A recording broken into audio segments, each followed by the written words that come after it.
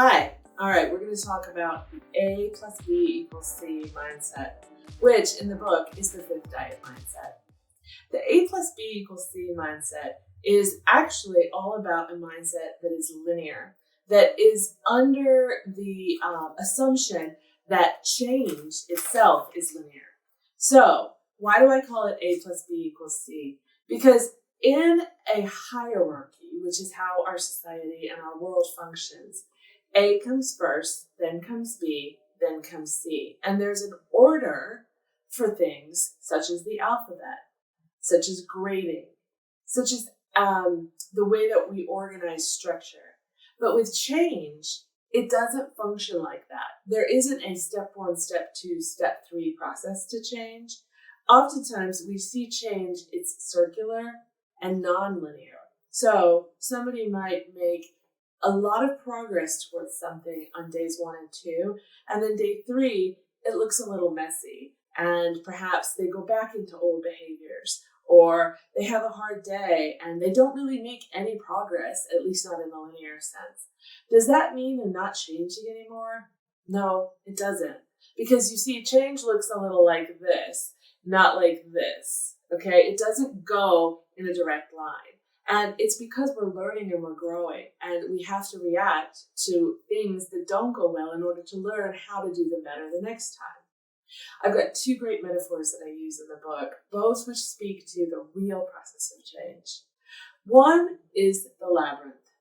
For those of you that don't know what a labyrinth is, it's essentially a walkable puzzle where you enter and you have to find your way through a series of twists and turns to the center.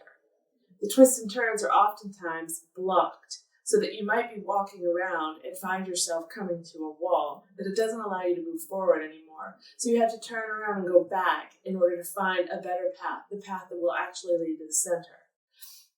The labyrinth can be frustrating. It's certainly not linear. It might involve that you go around and around 3 or 4 times before you find your way to the center.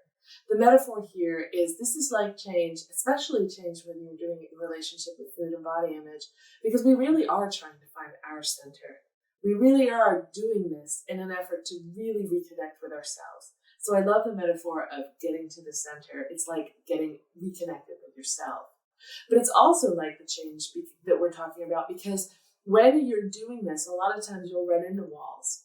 The metaphor for the wall is things that don't work, things that actually aren't going to go well. But you can learn from those experiences and try to do it in a more self-loving, more self-compassionate way the next time. The other great metaphor here is when we talk about the spiral of change, or what I like to call the spiral staircase. I talk about it in the book using the metaphor. Imagine that you're at the bottom of the spiral staircase that goes all the way up as far as the eye can see. And at the bottom, you're near a trash container. The trash container does not smell good, as most trash containers do. And it's full of all kinds of debris and just rotten stuff you want to get away from. And so you start to ascend the staircase, going up and around and up and around, trying to get away from this thing that does not bring you pleasure. What happens is around the 4th or 5th turn, you notice when you look down, you actually don't see the trash up close like you did. It's further away, and perhaps the smell has lessened. That doesn't mean you don't smell it and see it, though. It's just changed because you've changed. If you went to the 16th floor, it would become far less smelly, and you really wouldn't have good vision. Your eyes on it would be a tiny little speck. Same if you went to the 35th floor. You could barely see it at that point, but it would still be there. The trash hasn't moved. You've moved. We use this metaphor a lot when talking about changing and healing our relationship with food, because the food doesn't change. We do.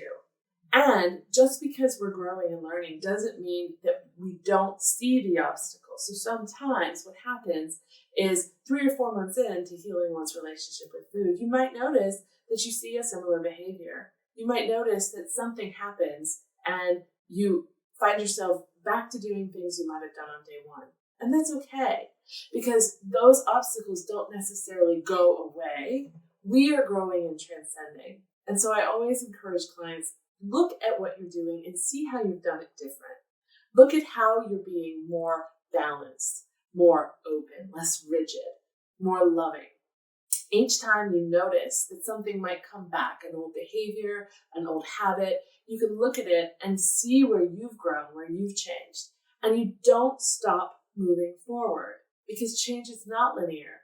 And when we have defeating moments, whatever that means for you, it doesn't mean that you're not doing well and that you're not changing. It simply means you're having a moment to realign, check in, look at what's going on, and learn. So we're no longer going to look at change as something that's linear. It does not equal A plus B equals C. That's an old mindset. We're now going to see that change is up and down and all over the place sometimes, but that's just because we're human.